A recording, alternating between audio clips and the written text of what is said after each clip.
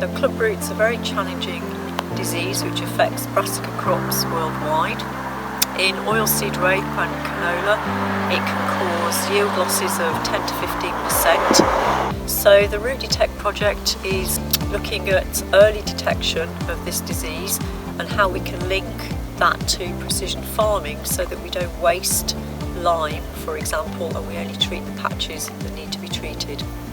Through the use of autonomous drones, we are able to drastically reduce the legwork involved in manual inspection and deliver precision results in a fraction of the time. My team and I are responsible to develop an AI machine learning algorithm to automatically detect clubroot disease in canola field, as well as a user interface allowing customers to operate the system.